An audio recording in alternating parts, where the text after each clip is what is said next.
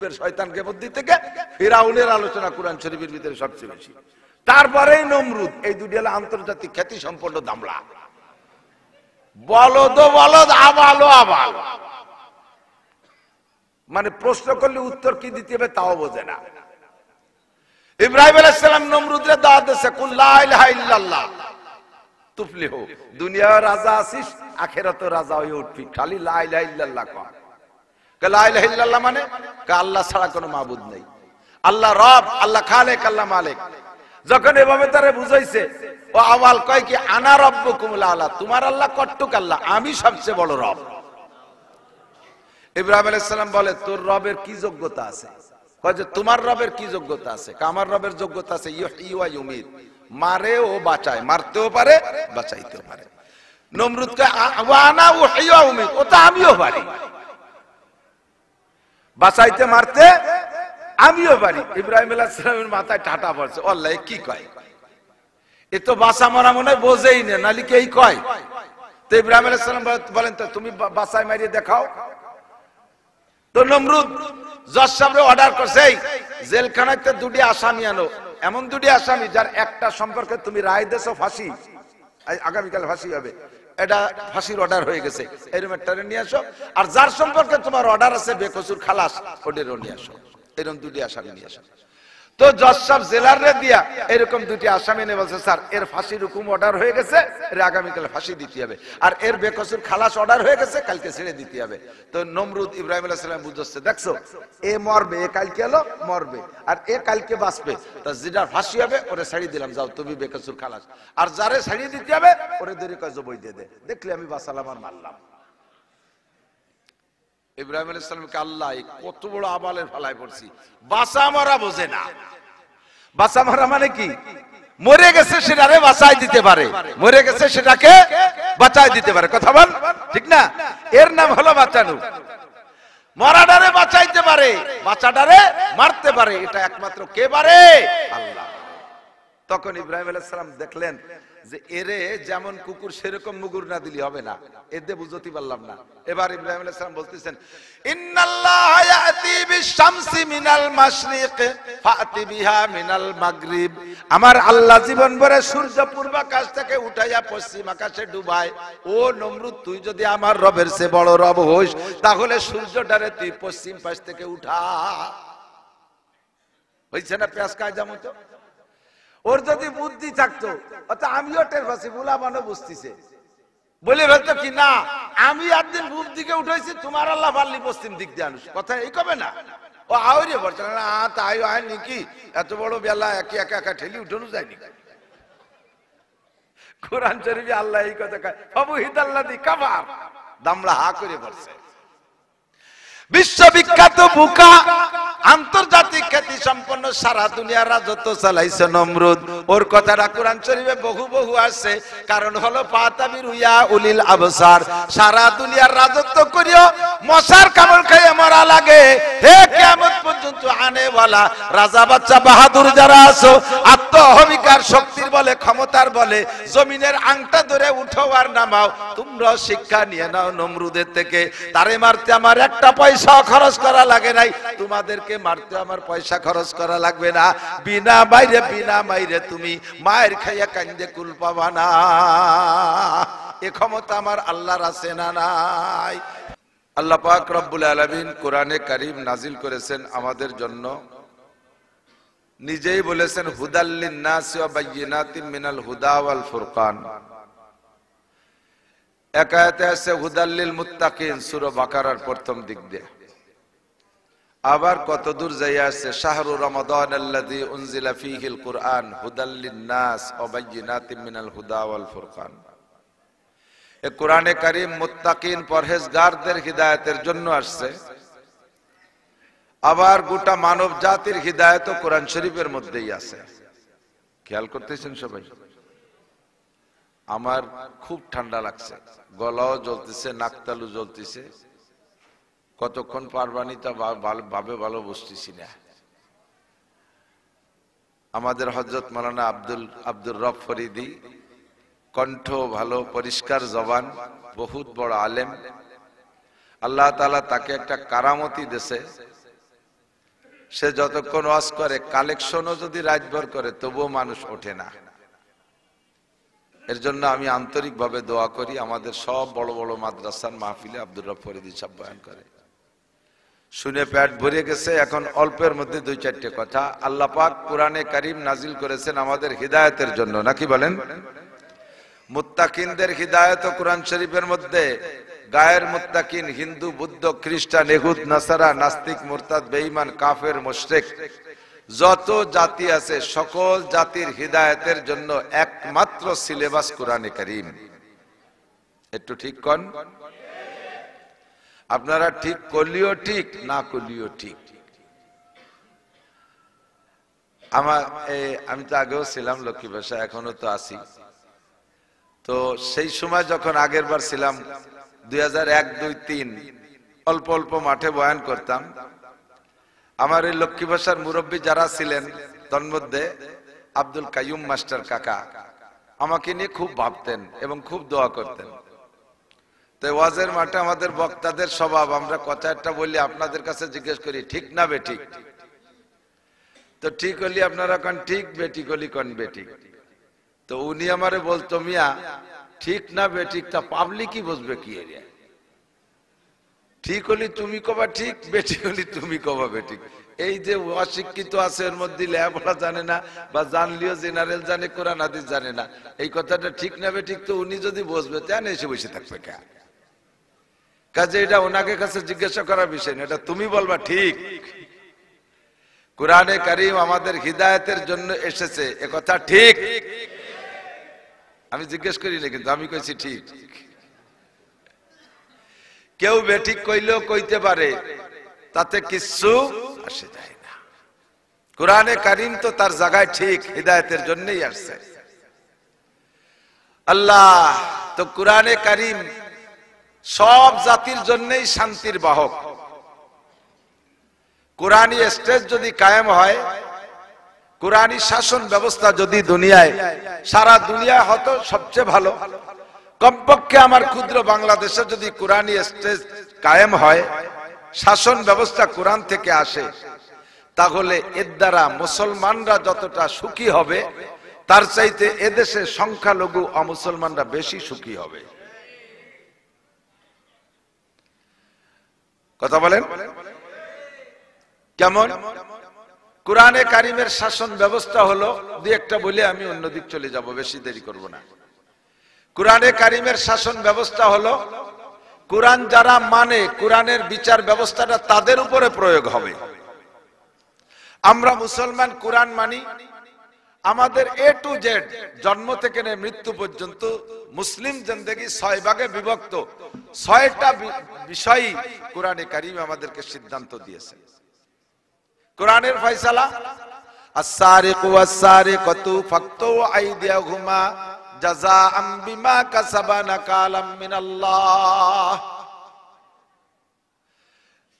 মুসলিম state যদি হয়, ইসলামী শাসন ব্যবস্থা যদি হয়, তাহলে কোরআনে কারীমের বিচার হলো, মুসলমান যদি চোর আর চোরনি ধরা পড়ে, চোর অথবা চুন্নি, চুন্নি চেনেন নাকি? পুরুষে চুরি করলি চোর, মহিলা চুরি করলি চুন্নি। চোরনি তা ওই র বাদ গেছে, পরে সুন্নি হয়ে গেছে। সুন্নি কয় না আমাকে দেশে?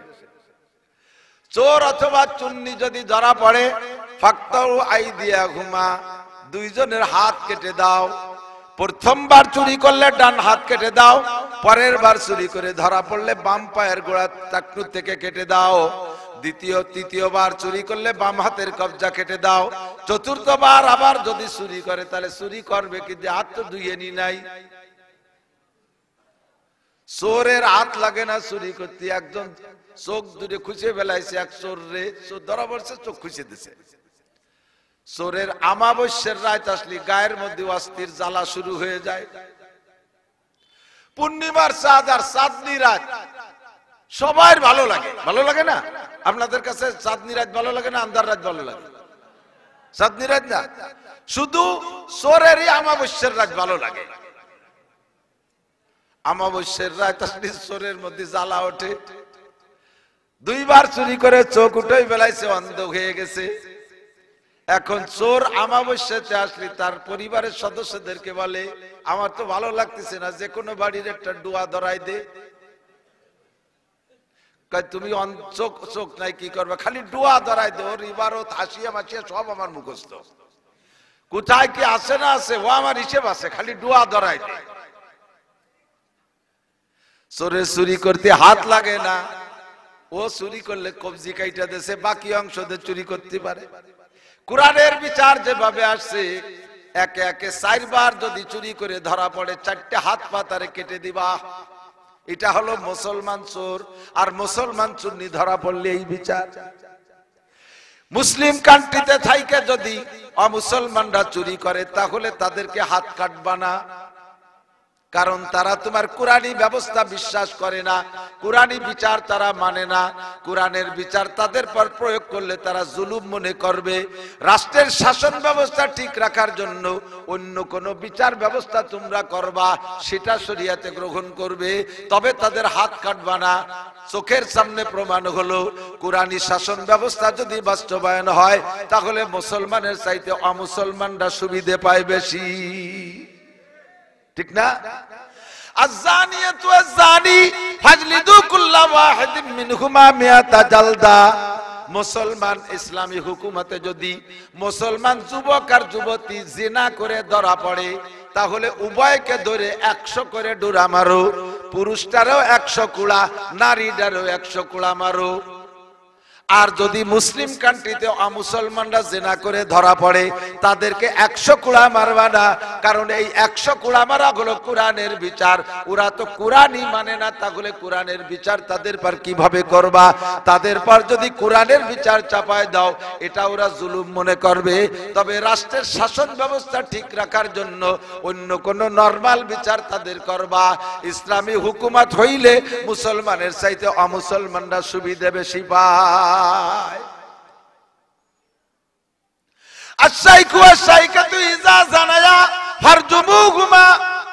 ইসলামিক হুকুমতে যদি মুসলমান বিবাহিত বয়স্ক নারী আর পুরুষ যারা বিবাহিত এরা যদি ব্যভিচার করে ধরা পড়ে, ফারজুমুহুমা, দুইজনকে পুইতা পাথর মেরে শেষ করে দিবা। এটা হলো মুসলমানদের উপরে বিচার। আর কাফের মুশরিক যদি ওই দেশে থাইকা এরাও যদি ব্যভিচার করে ধরা পড়ে তাদেরকে পাথর মারবা না, কারণ পাথর মারা আল্লাহর হুকুম, কোরআনের বিচার, এইটা ওরা বিশ্বাস করে না। তাদের পর এই বিচার করলে জুলুম মনে করবে। তাদের জন্য নরমাল কোনো বিচার করো। প্রমাণ করে কোরআনী হুকুমত যদি চালু হয় মুসলমানদের চাইতে অমুসলমানরা বেশি সুবিধা পায়।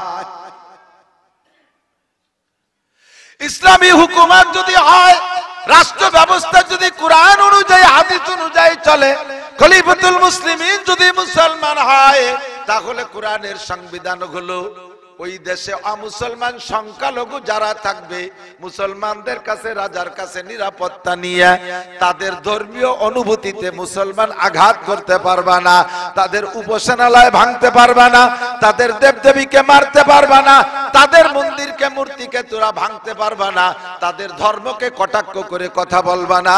যদি তাদের দেবদেবীকে আঘাত করো, তাদের ধর্মকে আঘাত করো, তাদের মন্দির ভাঙ্গো, তাহলে ন্যূনতম তাকে যে এই কাম করবে তাকে সর্বনিম্ন 3 বছর জেলে আটকায় রাখবে। মুসলমানে যদি তাদের ধর্মের পর আঘাত করে ওই মুসলমানকে মুসলমান রাজা তাকে 3 বছর জেল দিয়ে দেবে। এইটা হলো মুসলমানের বিচার। প্রমাণ হলো এটা হলো কোরআনের বিচার। আল্লাহর কোরআনী হুকুমত চালু হইলে প্রমাণ করে মুসলমানদের চাইতে অমুসলমানরা বেশি শান্তিতে থাকে। তাদের জানমাল সবকিছু নিরাপত্তা আমাদের দায়িত্ব। দুঃখের বিষয় হলো ইসলাম ছাড়া অন্য কোন ধর্মের ভিতরে এমন ব্যবস্থা, রাষ্ট্র ব্যবস্থা আছে কিনা জানি না। প্রতিবেশী রাষ্ট্র আমাদের হিন্দুস্তান, ভারত, সংখ্যাগরিষ্ঠ হিন্দুরা আর সংখ্যালঘু মুসলমান। কাশ্মীরে তাদের পর অত্যাচার, ভারতের বিভিন্ন প্রদেশে সংখ্যালঘু মুসলমানদের উপরে রাষ্ট্রীয়ভাবে তারা যেভাবে নির্যাতন করতেছে, মুসলমানদের মসজিদ থেকে ধরে ধরে পিটায় পিটায় বের করতেছে।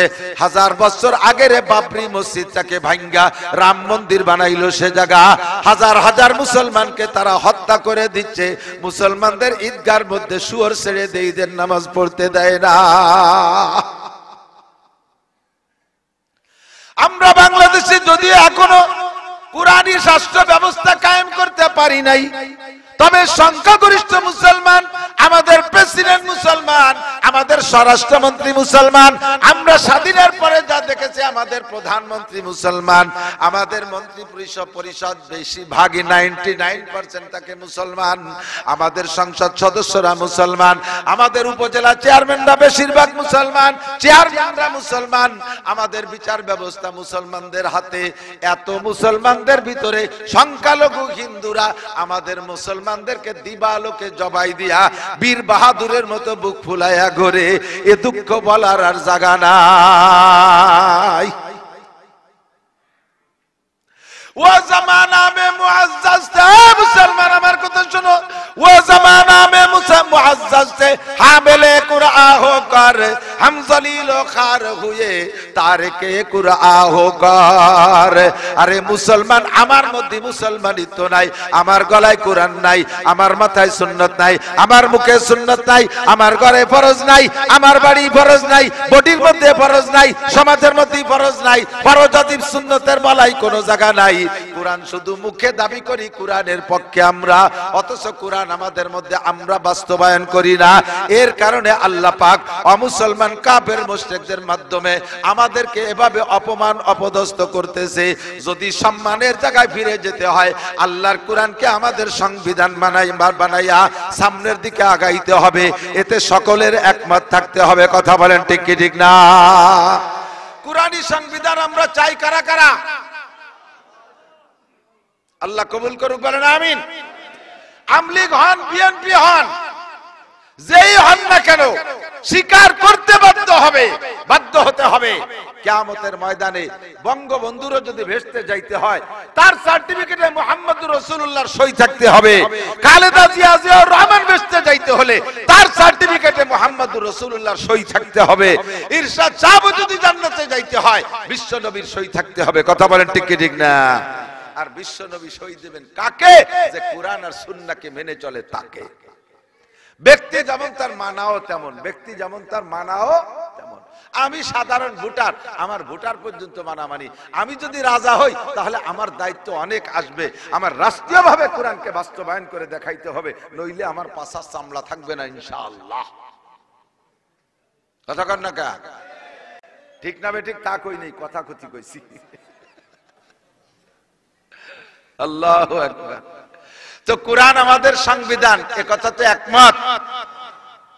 কোরআনে কারীমের শুরু থেকে বিসমিল্লাহির রহমানির রহিম আলহামদুলিল্লাহ থেকে নিয়ে সূরা নাসের সিন পর্যন্ত একটা আয়াতকে যদি আপনি অস্বীকার করেন, তার উপরে মন্তব্য করেন, কেমন কেমন ভাব পোষণ করেন, না এইটা জামানায় চলে না, এ আগে চলতো আপাতত চলে না, আর এইটার যুগ এখনো আসে নাই, আরো 2000 বছর পরে আসবে, এই আয়াতগুলো আপাতত বাদ দিলি হয়, এটা অপ্রযোজ্য না, এমন একটা জ্ঞান জ্ঞানীর গুনগুনি সুর দিলি, আপনি 50-12 যদি হজ উমরা করেন, আপনি পাক্কা কাফের, বিনা হিসাবে দোজখে চলে যাবেন, আপনারা কেউ ঠেকাতে পারবে না। কতক্ষণ বুঝে আসছে কথা? আমল করতে পারি না পারি, এ টু জেড বিশ্বাস করার জন্য রেডি আছি না ইনশাআল্লাহ? ইনশাআল্লাহ করলে ঈমান হবে না, এ টু জেড বিশ্বাস করার জন্য আমি অবশ্যই প্রস্তুত আছি। আল্লাহর কোরআন 30 পারা সর্বকালের জন্য প্রযোজ্য। আপনার বুদ্ধি আপনার মাথায় ধরে না, আপনার বুদ্ধির অভাব আছে, তাই বলে কি কোরআন কমাতে হবে নাকি? হ্যাঁ, আল্লাহু আকবার। তো কোরআন শরীফ আমার গোটা জিন্দেগির জন্য আসছে, এর ভিতরে সব বিষয় আলোচনা আছে। যে বিষয়টা বেশি ইম্পর্টেন্ট কয় না, জরুরি, এই বিষয়টা আল্লাহ তাআলা বেশি আলোচনা করছে। যে সকল বড় বড় নেতা ধামড়া, যাদের আলোচনা করলে পরবর্তী কিয়ামত পর্যন্ত আনেওয়ালা নেতারা শিক্ষা অর্জন করতে পারে, সেই সমস্ত নেতা, কাফের নেতাদের আলোচনা বেশি আছে। সবচেয়ে বেশি আছে কোরআন শরীফের ভিতরে পূর্বের শয়তানকে বুদ্ধি থেকে ফিরাউনের আলোচনা কোরআন শরীফের ভিতরে সবচেয়ে বেশি। তারপরেই নমরুদ, এই দুটি হলো আন্তর্জাতিক খ্যাতি সম্পন্ন দামড়া। বলদ বলদ, আবালো আবাল, মানে প্রশ্ন করলে উত্তর কি দিতে হবে তাও বোঝে না। ইব্রাহিম আলাইহিস সালাম নমরুদের দাওয়াত দিয়েছে, কুল লা ইলাহা ইল্লাল্লাহ তুফলিহু, দুনিয়ার রাজা আছিস, আখিরাতের রাজা হয়ে উঠবি, খালি লা ইলাহা ইল্লাল্লাহ কর। লা ইলাহা ইল্লাল্লাহ মানে আল্লাহ ছাড়া কোনো মাবুদ নেই, আল্লাহ রব, আল্লাহ খালেক, আল্লাহ মালিক। যখন এভাবে তারে বুঝাইছে, ও আওয়াল কয় কি আনা রব্বুকুমুল আলা, তোমার আল্লাহ কট্টুক আল্লাহ, আমি সবচেয়ে বড় রব। ইব্রাহিম আলাইহিস সালাম বলে তোর রবের কি যোগ্যতা আছে? কয় যে তোমার রবের কি যোগ্যতা আছে? আমার রবের যোগ্যতা আছে ইউহয়ী ওয়া ইউমীত, মারে ও বাঁচায়, মারতেও পারে বাঁচাইতেও পারে। নমরুদ কয় ওয়া আনা উহয়ী ওয়া উমীত, ও তো আমিও পারি, বাঁচাইতে মারতে আমিও পারি। ইব্রাহিম আলাইহিস সালামের মাথায় ঠাটা পড়ছে, আল্লাহ কি কয়, এ তো বাঁচা মরা মনে হয় বোঝেই না, নালি কি এই কয়? তো ইব্রাহিম আলাইহিস সালাম বলেন তো তুমি বাঁচায় মারিয়ে দেখাও। তো নমরুদ জজ সাহেবরে অর্ডার করছে জেলখানাতে দুটি আসামি আনো, এমন দুটি আসামি যার একটা সম্পর্কে তুমি রায় দেছো ফাঁসি, আগামীকাল ফাঁসি হবে, এটা ফাঁসির অর্ডার হয়ে গেছে, এরকম একটা নিয়ে আসো। আর যার সম্পর্কে তোমার অর্ডার আছে বেকসুর খালাস, ওদেরও নিয়ে আসো। এরকম দুটি আসামি নিয়ে আসো। তো জজ সাহেব জেলারে দিয়া এরকম দুটি আসামি নিয়ে বলছে স্যার এর ফাঁসির হুকুম অর্ডার হয়ে গেছে, এর আগামীকাল ফাঁসি দিতে হবে, আর এর বেকসুর খালাস অর্ডার হয়ে গেছে, কালকে ছেড়ে দিতে হবে।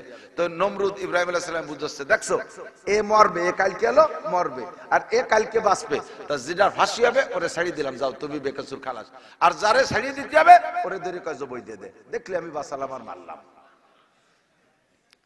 ইব্রাহিম আলাইহিস সালামকে আল্লাহ কত বড় আবালের ফালায় পড়ছি, বাঁচা মরা বোঝে না। বাঁচা মরা মানে কি? মরে গেছে সেটারে বাঁচাই দিতে পারে, মরে গেছে সেটাকে বাঁচাই দিতে পারে, কথা বল ঠিক না? এর নাম হলো বাঁচানো। মরাডারে বাঁচাইতে পারে, বাঁচাডারে মারতে পারে, এটা একমাত্র কে পারে? আল্লাহ। তখন ইব্রাহিম আলাইহিস সালাম দেখলেন যে এরে যেমন কুকুর সেরকম মুগুর না দিলে হবে না, এতে বুঝতে পারলাম না।